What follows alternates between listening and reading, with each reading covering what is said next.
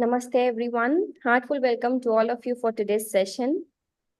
We are hoping that you have seen our last week recorded session on our YouTube. We have sent a newsletter and it's on our YouTube channel. If you have not seen, you can watch it later and you can ask questions to us next session, or you can send us email on hello@yoga4unity.com. So we are very happy to have Saraswathi Vasudevan ji back again. So now I am requesting to please start the session. Namaste. Thank you, Shubhangi. Today we have reached the 6th week, just right in the middle of the whole program. I'm going to begin with the prayer and some chants from the second chapter relevant to today's discussion.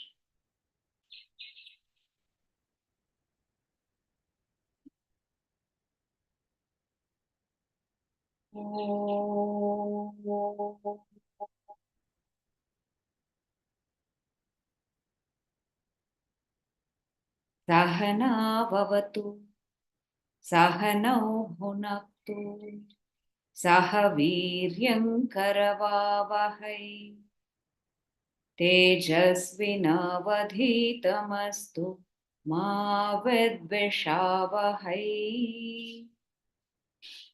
Om Shanti Shanti Shanti. Yogena chittasya padena vacham malam sharirasya cha vaidyakena yopakarottam pravaram munina patanjalim pranjaliranatosmi abahu purushakaram shankhachakrasidharinam Sahasrashirasam Shvetam Pranamami Patanjalim Srimate Anantaya Nagarajaya Namo Namaha Gurubhyastat Gurubhyascha Namo Vakamadhimahe Vranimahe Chatatradyo Tampati Jagatampati Shri Gurubhyo Namaha.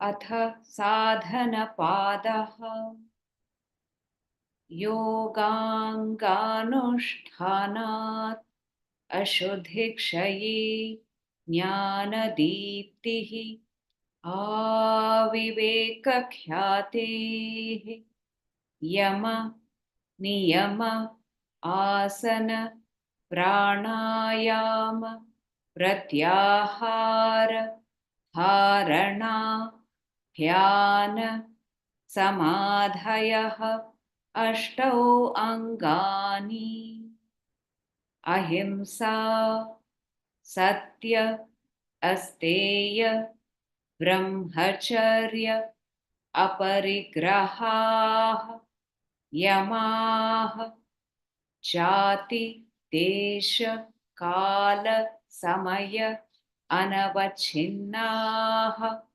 sarvabhaumaha mahavratam shaucha santosha tapaha swadhyaya ishvara pranidhanani niyamaha vitarkabadhane pratipakshabhavanam vitarkaha himsadayaha krita karita anumoditaha lobha krodha moha purvakaha mridu madhya adhimatraha dukkha ajnana ananta phalaha iti Pratipakshabhavanam. Shauchat swangajugupsa parairasamsargaha sattva-shuddhi saumanasya aikagraya indriyajaya atmadarshana yogyatvani cha santoshat anuttamaha sukhalabhaha.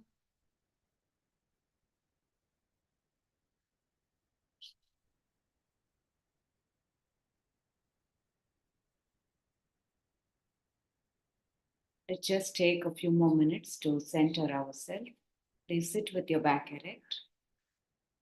Bring your chin down, relax your shoulders. Make sure the back of your head, neck, and spine are aligned. You're sitting straight, the chest and the abdomen are lengthened as the spine is lengthened.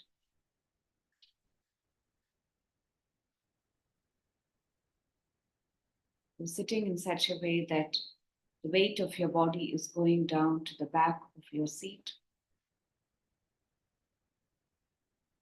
You're able to draw your lower abdomen in as you're exhaling. You're able to lengthen the spine and the chest and the upper abdomen as you're inhaling.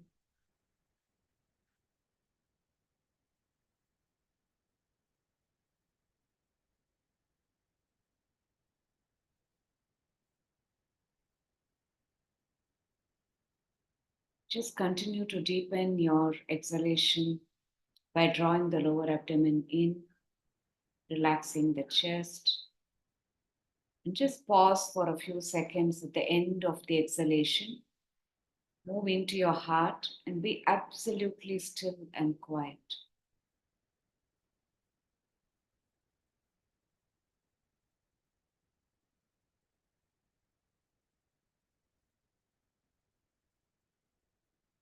When you have the urge to inhale, let the inhalation happen in a very quiet, relaxed manner.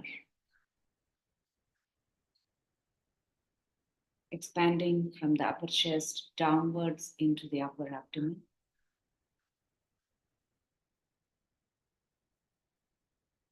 Pause after inhalation for a couple of seconds. Again, move into your heart, be very quiet and still.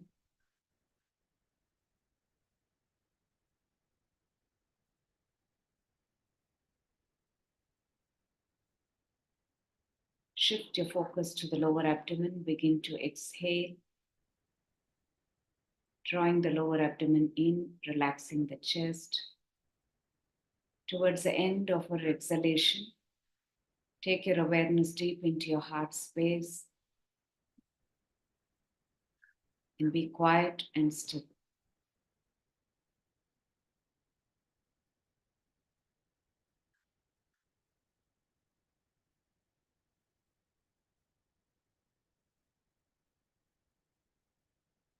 Inhale softly, very gently,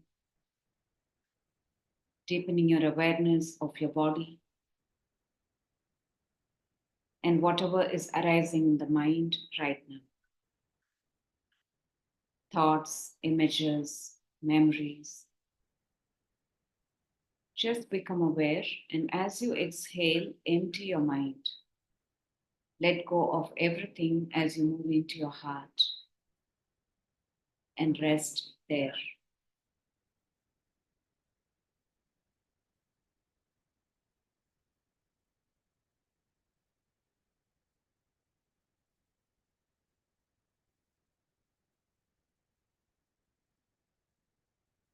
With each inhalation, you deepen your awareness, and as you exhale, you clear the mind, empty the mind of anything that does not belong to this moment.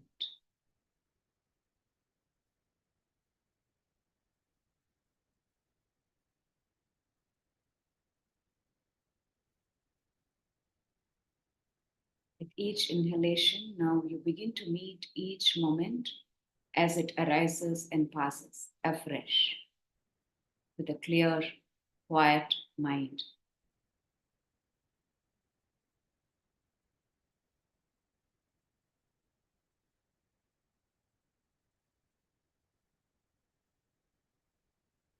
The nature of the mind is to create thoughts.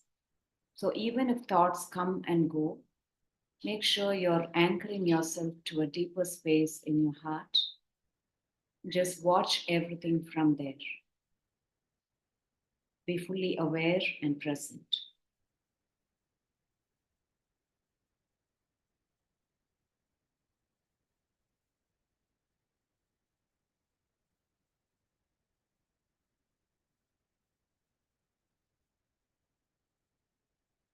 Drop the regulation. Just stay with the heart. Take your focus deep into the heart. Observe the quietness and the stillness. And from there, observe everything else that's arising and passing.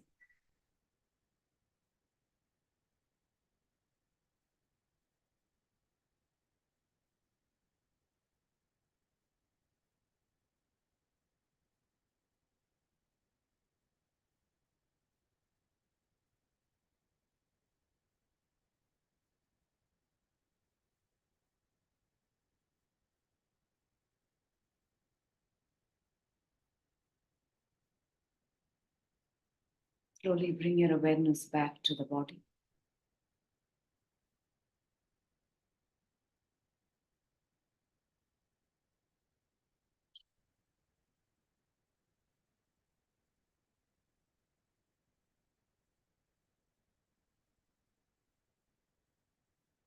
Observe how you're feeling right now.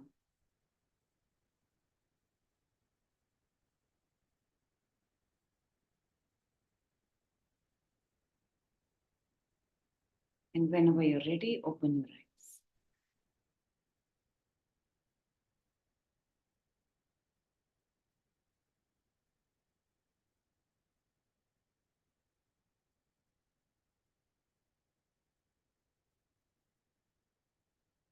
If there's just one thought, one word, one statement you would like to put down in the chat, how you're feeling right now.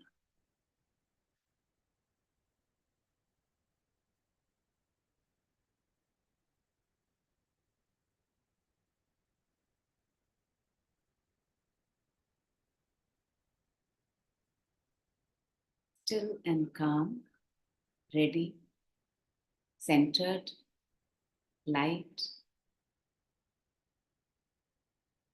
absolute stillness within.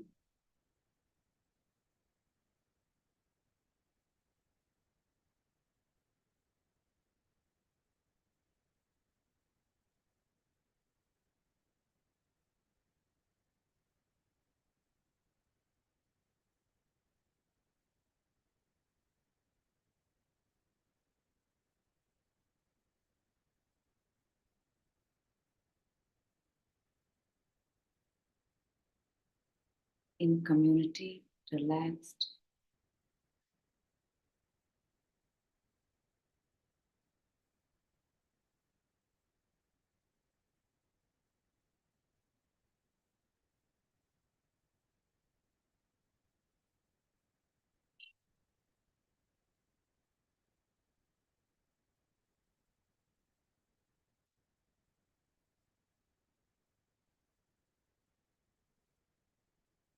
Inquisitive.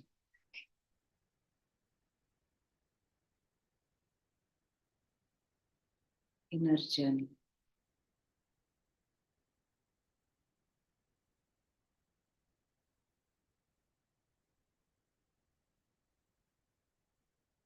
If you're feeling very quiet and still within, I'm almost afraid to talk and disturb the stillness.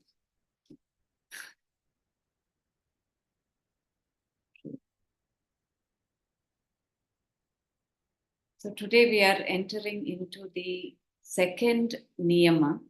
I hope at least some of you had the time to look at the recording of Shaucha. because I could not attend the live session last week. And before that, the fourth week, I had left you with some questions to reflect upon, ponder over. So perhaps you have something to share or ask questions about. So we will open out for discussion at the end of 1 hour, okay? 8:30 IST, so that we can have the discussion without the recording, without the live stream. Now, again, to remind ourselves what is niyama. Okay, we know what is yama. It is how we learn to engage with the world, the boundaries that we set with the world. Boundaries that are not very rigid, that are not like totally porous, but flexible enough, okay, where we will understand how to engage with the world in such a way that we don't cause harm to the other. We are able to have very harmonious flow of the prana between us and the world. And we are able to live a life that is dharmic, okay, right actions at the right time, in the right manner, and also to be able to inspire such actions in the world. Niyama is the inner ground that you create that will help you to support the practice of the yamas. In some way, the niyamas become the enablers or the facilitators for us to practice the yamas. Without the niyama practice, yama practice is not possible. Okay? Because we may try to do everything to be something in the world. I can pretend to be non-violent, kind, nice, and everything to the world. But I have to really look at what is the hurt and the pain and the anger that I carry back into myself when I'm not able to express my anger, when I'm not able to express my discontent or unpleasantness or whatever that may be in my engagement with the world, because the whole world is not practicing the yamas. Okay? We're all in different stages of evolution in this path, spiritual path, and we all have different priorities. So the yamas is not something that I impose on other people, say, you have to practice it. It is something that I take up and do it for myself. Yeah. So because it is so difficult to practice the yamas in the world, niyamas come in to support that process. Nitaram, ni means nitaram, continuous, without a break. Okay, I cannot say in this situation I will practice. When I go for a holiday, I will not practice. Saturday, Sunday, I will not practice. Okay, this time of the day, I will not practice. If I have chosen to be an Ashtanga yogi, a committed yogi on the path, and I'm really aspiring to move towards understanding the true nature of myself, the true nature of reality, and how to live in this world to completely manifest my highest potential, yeah, for the benefit of the entire universe, then if that is my commitment, then there is no choice with the niyama practice. Okay? So therefore, it is very difficult. It is not easy. It is something that I have to remind myself of continuously, that this is a commitment I have made. So what can I do now? Okay? So it is both practice and an attitude that we learn to cultivate within ourselves. And when I say attitude to cultivate, it is not simply pretending to be something else. Okay? In my behavior, in my action in the world, that is the yama part. And even there, you cannot pretend. How long can we pretend to be nice and kind? At some point, it hits us very badly, right? And when we really want to be more authentic towards ourselves, the world is not ready to take us. Let's say, what's wrong with you? You were so nice and kind, and suddenly you become so, cut and right. It's not good. So we go back into our old patterns. So the niyama practice in some way helps us to look at ourselves. See, what is it that I'm carrying within me, right? That I need to cleanse myself of. So at one level, you look at shaucha as external cleanliness. We begin from there at a gross level, starting with the food that I eat and how to eat food that is pure. When I say pure food, not only in the quality of the food that I eat, also the nature of the food and how it can influence my gunas within me, the sattva, rajas, and tamas. Food should be something that does not increase the rajasic quality in me, that makes me more angry and provocative, and makes me more competitive, and makes me want to do everything to make myself happy and exploit the world. Also, food should not contribute to the tamasic quality in me, which will cloud my mind and not let me see reality, not let me see the reality of the other person, which can make me act in very insensitive ways or not act at all. Okay? Food should be in such a way that it contributes to the sattva in me. So food itself should be sattvic in nature. So fresh food that is appropriate for me, for my digestive capacity, the right quantity, eating at the right time, with the right frame of mind, right? Making sure the food is sourced from the right place. So I also shared a nice story in the last session on shaucha. We're not just looking at cleaning the body and just cleaning my immediate environment, but really looking at cleanliness in the sense of cleanliness as a very integral value to hold. It's a very important, deep value to hold for ourselves, right? It is niyama. It is not about imposing that idea onto other people. Okay. So what happens when I purify my body, when I'm eating clean and pure food? I can get so deeply entrenched in that identification with I am this person. Okay, I want everything clean and pure and everything perfect. And I go everywhere and condemn people and judge people and treat the world badly. That is not shaucha, right? So shaucha is where my mind is pure.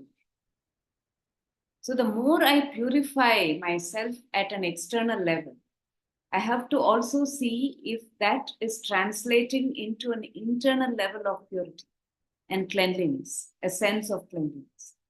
So, any kind of judgment, seeing myself as superior or inferior to somebody else, making somebody feel much smaller in my own mind, is not purity, right? So, I begin to see that all the residues that I gather, my intolerance, okay, my judgments, my prejudices, all of these, because I'm identified with who I am and what I do, right? Even as a practitioner of yoga or meditation, I have to cleanse myself so that there is no division between me and the other. In my mind, I'm able to see the other as myself. That is a level of cleanliness that shaucha is asking. The second niyama that we are getting into today is santosha. In many Indian languages, santosha means to be happy. Santosham, we say in Tamil. No? Santoshama irukken, very happy. Santosha is not sukham. Okay? Santosha in Sanskrit comes from the root tushti. Tushti is a very, very deep state of joyousness, contentment. And in that state of joyousness and contentment, nothing can enter and destabilize the person. Okay? So, whatever be the external environment, context, whatever is happening, even to the person, right? Whether it is happiness or sorrow, whether it's sukham or dukkham, whether the person is praised or blamed, whether the person is experiencing great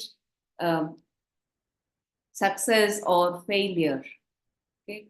Whether the person is being condemned or exalted, whatever happens, this inner state of joyousness is not lost. One is not getting into great excitement because I'm being praised and I'm successful. At the same time, one is not pulled into great state of despair and despondency because I have lost something. That is santosha.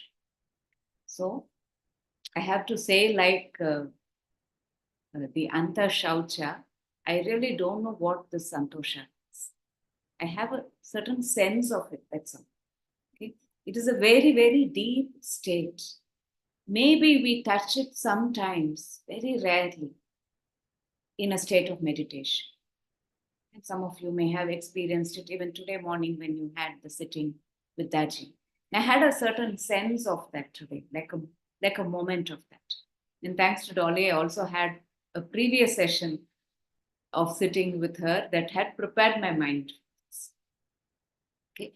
So I'm actually feeling very happy that I'm able to discuss this niyama with people who are regular meditative practitioners, that you have a regular practice.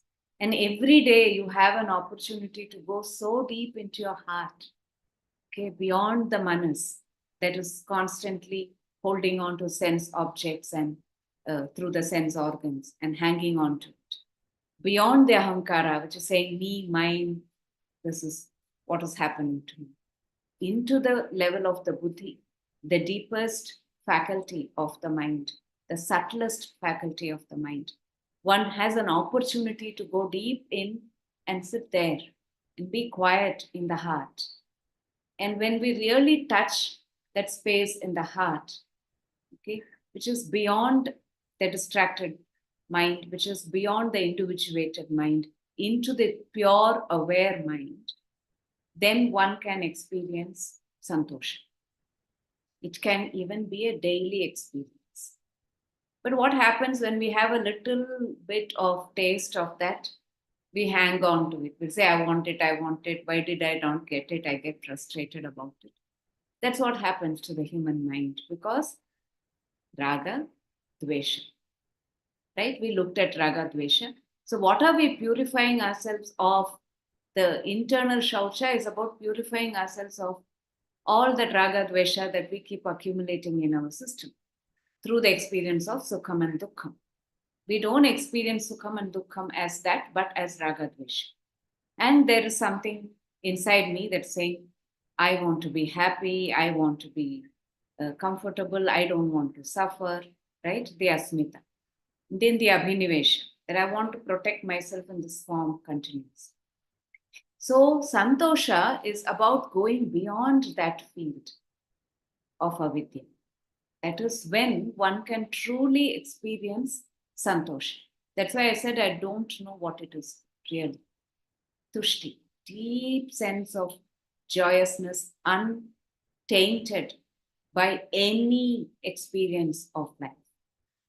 Okay, these waves of sukham and dukkham and everything will come and go, but that person in santosha, in tushti, is untouched. So there is a often shared story about it. Some of you might have heard it. There was a farmer living with his wife and son, and they had a horse, just one horse, very poor farmer, taking care of the horse and doing everything, being happy, content. And one day, this horse goes away. Yeah. And so they have lost the horse, which perhaps they were using for many of their work activities. And the entire village is coming to share with the farmer that it must be very sad. It's very, very unfortunate that you lost your horse. The wife of the farmer is lamenting, but the farmer himself says, let's see. I don't know. Let's see. Okay. After a few weeks, suddenly the horse comes back with another group of horses. Okay. So now they have 5 horses instead of 1 horse. And then again, the villagers come by and say, wow, how fortunate you are. You lost 1 horse and now you have 5 horses. He says, yeah, let's see. I don't know. Okay. Then what happens? His son wants to train these horses. So they're all wild horses. So he takes them for training. And then one of the horses throws the son down. He breaks his legs and he's in crutches. So again, the villagers come by and say, oh, that must be very unfortunate. You have only one son and he's now broken his leg. Okay. And the farmer says, oh, I don't know, let's see. And that's a time when war is breaking out and the king's army is coming by to recruit all the young, able men for the army. And because he has injured himself, he's spared. He's not fit enough to join the army. And again, the villagers, many of them who have sent their own children to the army, come by and say, oh, you're so fortunate that actually your son fell down and broke his leg and he didn't have to go to the army. Yeah, we don't know whether they will come back alive or not. The farmer again says, maybe, I don't know, let's see. So the story goes on. There are many, many instances like that. Now, this is the state of santosha. Anything, whether it is, the ups and the downs, whatever happens, nothing seems to have affected this farmer. He says, I don't know, let's see, I don't know this. He is in a state of equanimity. And that is the santosha. Okay. Now, because we don't know what is santosha, or at least I don't know what is santosha, we can at least relate to it at the level that we can relate to it. Okay. That's why when Patanjali talks about the yama niyamas, he talks about vitarka. Vitarka badhane pratipaksha bhavana. So there are two sutras, 33 and 34, in the second chapter that present the idea of pratipaksha bhavana. Pratipaksha bhavana is to assume the opposite position. So this is how I'm feeling, but what might it be to feel the opposite? Okay, or to look at something from another perspective, not to hang on to my idea of the reality. And both with the yamas and niyamas, if we want to really counter them, if we want to really change the way we are conditioned to act through situations which are opposing the yama niyamas, then Patanjali says choose to practice pratipaksha bhavana. So I have to know what is ashuchi to know what is shuchi. I have to know what is impure to know what is pure. Yeah, because sometimes this idea of purity is so superficial. Oh, I have cleaned my house, I've cleaned my bed, I've put nice flowers, and everything is perfect and pure. Then I go to my neighbor's house and I look at how they have kept, and my whole mind is shrinking and I feel disgust. Then I have to ask myself, Pratipaksha Bhava. What is Shuchi? Okay, what is really Shuchi?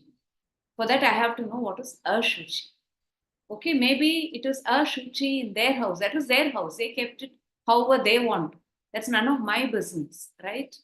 But what is happening to my mind when I see Ashuchi there, it becomes Ashuchi inside. It becomes impure inside. I become judgmental. I become prejudiced.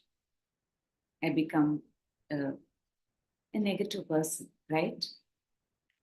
So similarly, with santosha, pratipaksha bhavanam is when do I experience discontent? When am I swayed by discontent? This is not enough for me. Yeah. Or I don't want this. So discontent is something we are all familiar with every day. Yeah. In all situations, we experience discontent. And here again, be very clear to distinguish between discontent at the level of action. Okay, because we could also have spiritual discontent. Like, my practice is not enough, right? I'm just sometimes practicing at a very superficial level, scratching the surface. And I think I have done my practice. Or my study is not deep enough. My self-inquiry is not deep enough. I am not really able to bring these precepts into my daily life with a certain intensity that I think I am capable of, right? And the conditions of my life are allowing that to happen. So that kind of discontent is not what I'm talking about. Okay? That has to be there. Something has to push me constantly every day to do more. When I say do more, it's not actions in the world to achieve something. Yeah. It is actions to move in the direction of yoga. But the discontent that I experience with the result of my action, what I get, what I receive, okay, there I experience a lot of discontent. Oh, I am practicing for so long, still I'm not getting anything, still I'm not seeing any result. That person seems to be better than me, this person seems to be better than me. What we experience as a result or the fruit of our action, that is where we have to deal with discontent. That is where we have to look deeply into it. Yeah. So I am reminded of a story I heard from my teacher. This is about Sri Sharada Devi, the wife of Sri Ramakrishna Paramahansa, right? And one devotee goes and asks her, I'm doing my meditation for many years. I'm doing my japa. Japa is mental recitation, which is a form of meditation. But nothing seems to be happening. I don't seem to be progressing at all spiritually. So she gives him an anecdote. Usually these teachers don't answer very directly, right? They give a story and through that they make you reflect. So she says a small child who was sitting in the veranda listening to some stories in the family goes off to sleep in the lap of the mother. Right? And the mother, after the child has gone to sleep, lifts her up or him up and takes the child to the bed in the bedroom, makes him go to sleep. Then the morning the child wakes up and says, how did I come here? I remember I was sitting in the veranda listening to the story. How did I come here? I didn't even know, right? So you really don't know. We can do all this practice and we can think, I am not seeing the result. I am not seeing the result. But something is happening at a deep level. Just trust that and keep doing your practice. That is santosha. Deeply, you know, and you're fully aware, you fully trust that every ounce, every moment of the practice, the effort that you're making in the direction of yoga is taking you in the direction of yoga. There is no doubt about it. So the learning, the practice, the self-inquiry, all of this have to come together moment to moment to moment. Not simply doing the practice. My practice and my study. So you're studying the books, you are reading the teachings of the masters, and then you reflect on it. Not simply reading something, practicing something.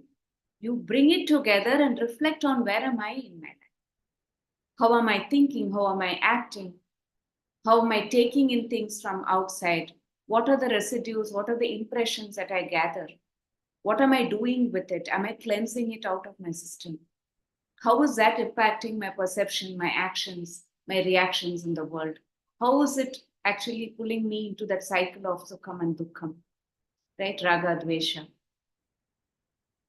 Am I able to step back into my heart and watch this whole drama and choose to locate myself deeper and deeper in my heart space so I can experience that santosha? Okay?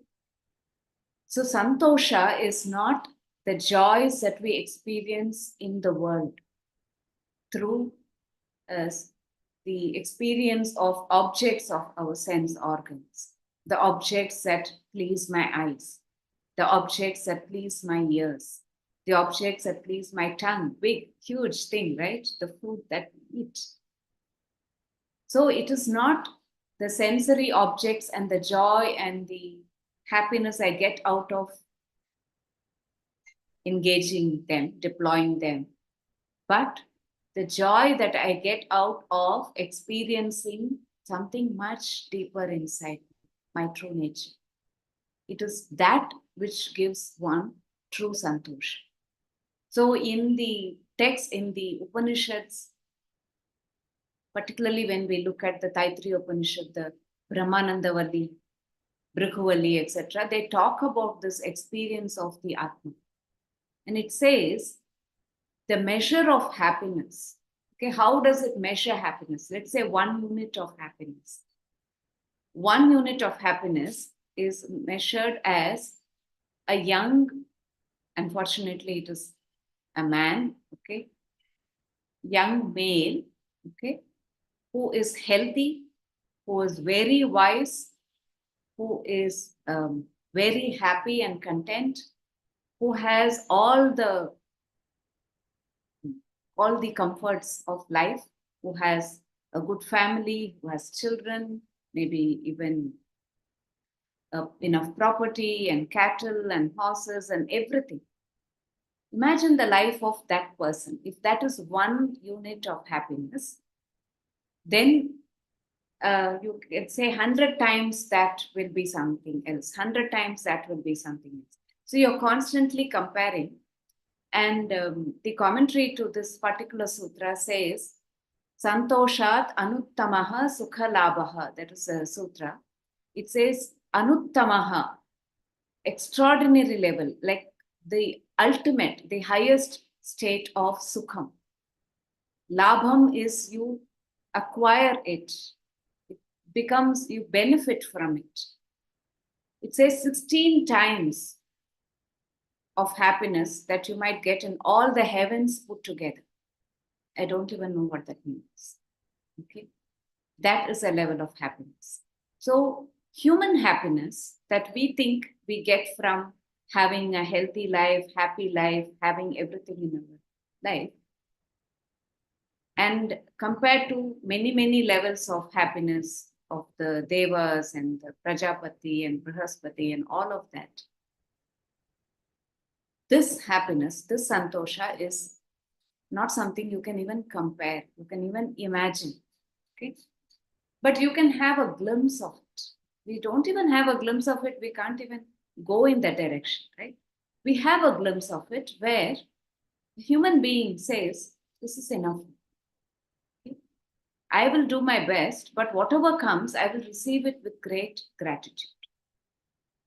Even if the outcome is painful, I'll say, yeah, it is there for a reason. Let me learn from it. But let me still hold a positive attitude and continue to strive for inner perfection, not outer perfection. Outer perfection, we're all really striving so hard. The world wants me to be perfect. From very young age, the child is taught that you have to be perfect. I don't even know what that perfection is because Prakriti, nature, can never be perfect. But the child believes that I have to be perfect, I have to show the world, my parents, my teachers that I'm perfect, and we are striving and striving and striving for external perfection. And we get more and more frustrated and disappointed, and we disappoint the world, and that makes us more frustrated.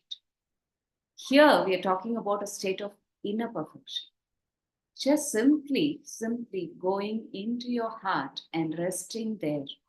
Allow your mind, allow the ego, allow everything to simply dissolve and rest there, and you experience your perfect nature. That is when you experience santosha.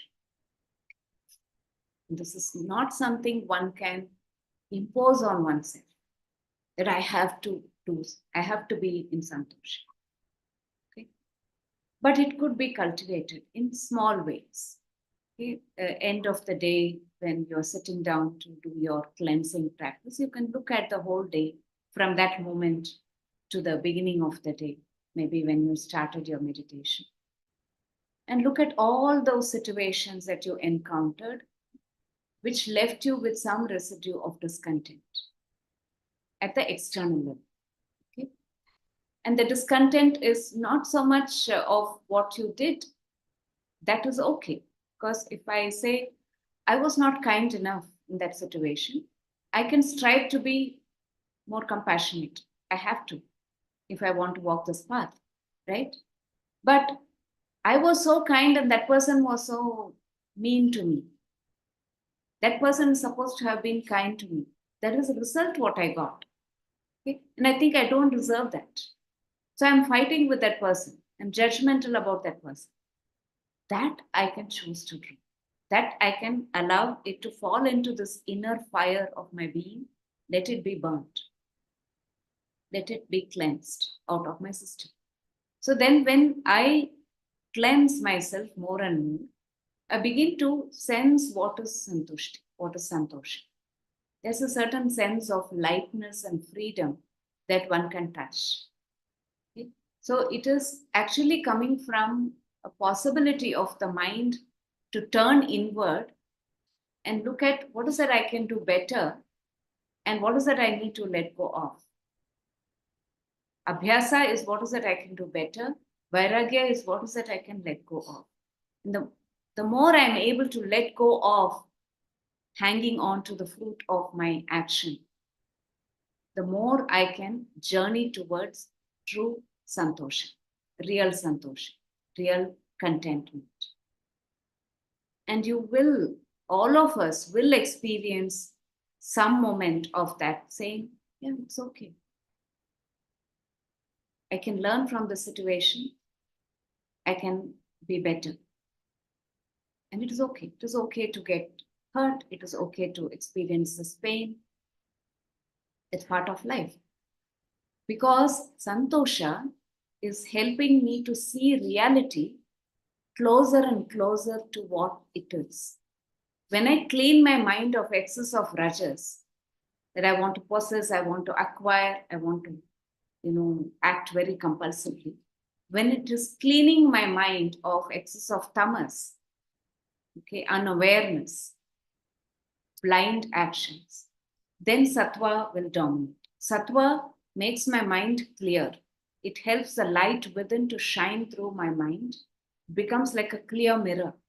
Okay? And sattva will help me to see reality closer to what it is rather than a distorted perception of reality. And actually begin to see all the flaws within myself and say, yeah, this is who I am. Can I embrace all this? Not only the light, also the shadow. Can I be okay with it and still strive to be better? Okay. So contentment at this level is in some way to experience acceptance to very deep level. Okay. And now acceptance is really the key to all change.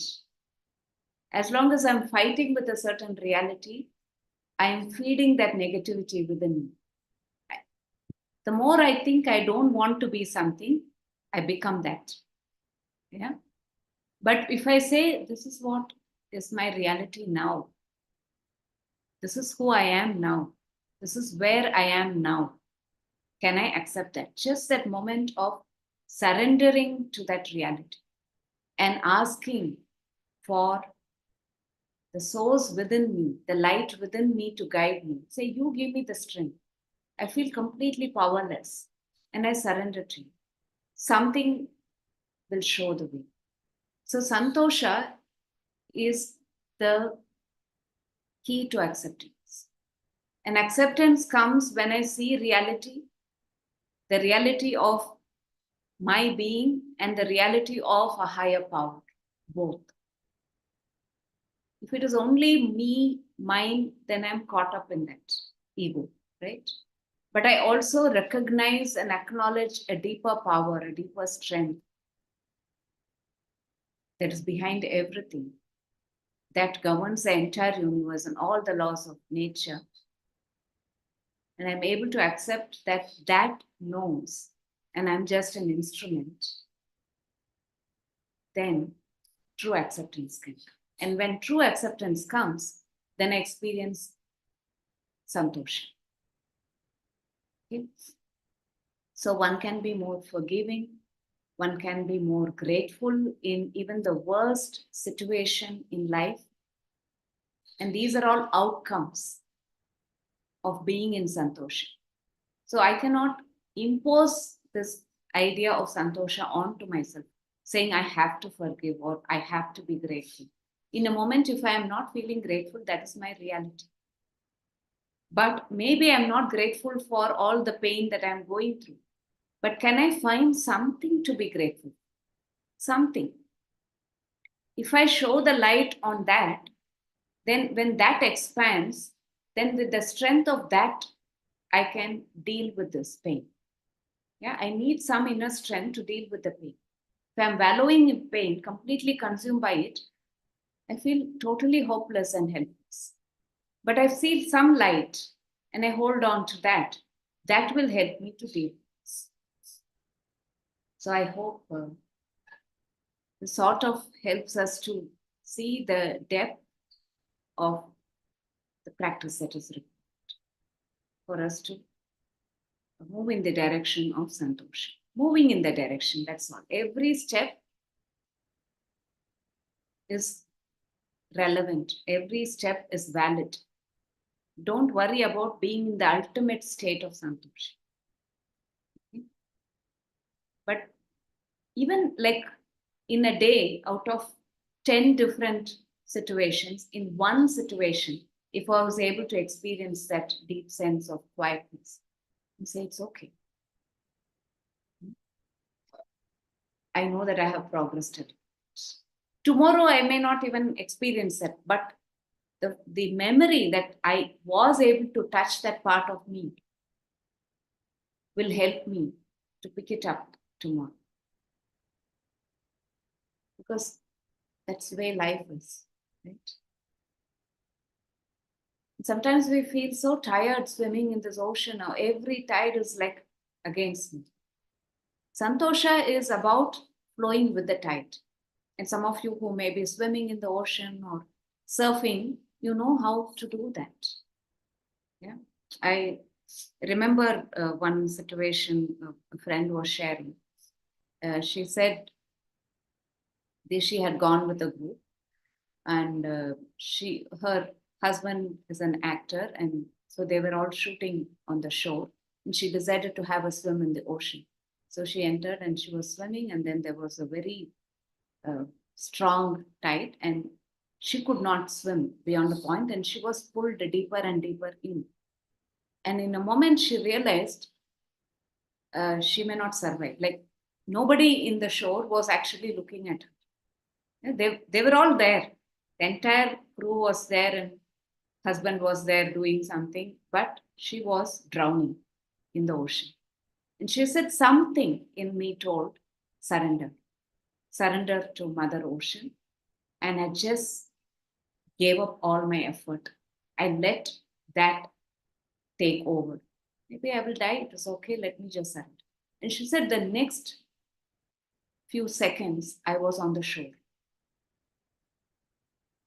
Okay. The ocean brought me to the shore. It was such a powerful thing. Sometimes we feel like we are just submerging so deep into this ocean of what we call samsara sagaram. It's the ocean of samsara. Ocean of sukham, dukkham, ragam, dvesham, all of that. But if I just allow myself to go deeper and deeper and deeper and rest in my very source, that will hold me, that will support me, that will show me the way. Can I trust it? And my practice, my study, my sangha, my community, and everything that I do with my work, my daily activities, can everything help me to strengthen this connection to the source? Help me to trust this larger divine source and help me to journey towards it. Then truly, we are moving in the direction of you. So just sit back.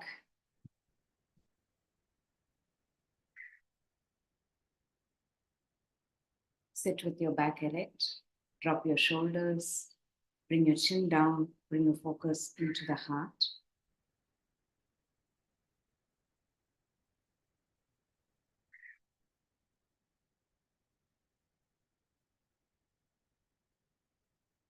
Just begin to observe whatever is arising in the mind.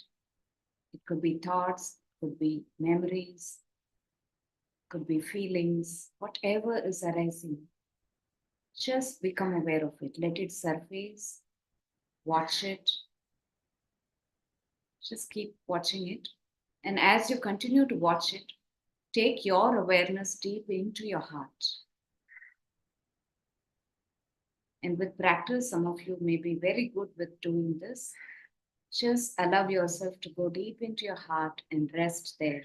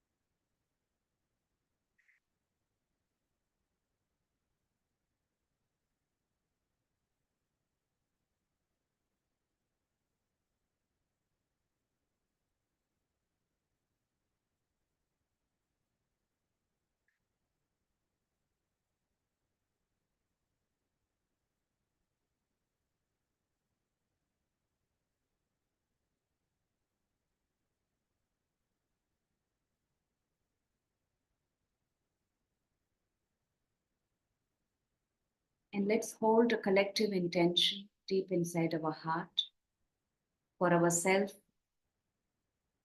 for each of us, all of us, the entire community, and the larger world.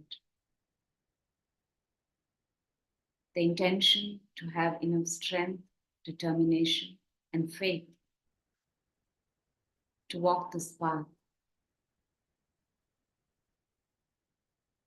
so that the world may be a happier,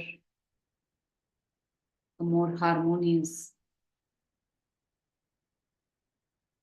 and peaceful place to live in.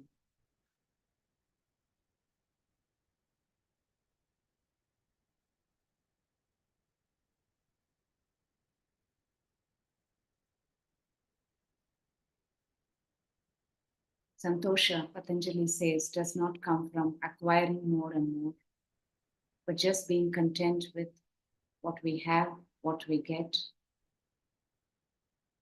and even what we don't have, what we don't get.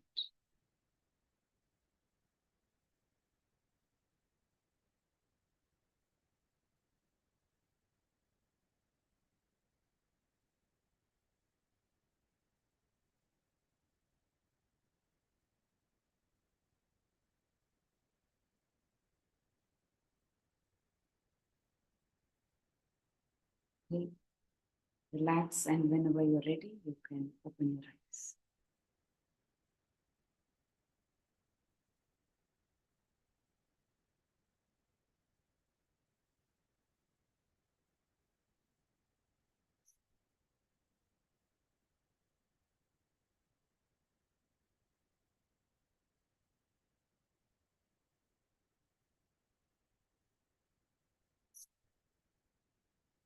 Like Mahatma Gandhi says, the earth provides enough for everyone's need, but not enough for everyone's greed.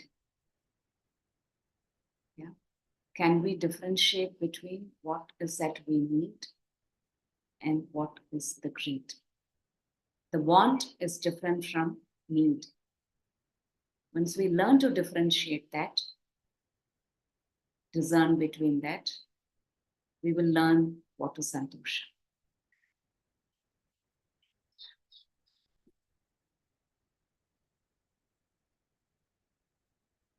Okay, so shall we now close my talking and let you talk, share, ask?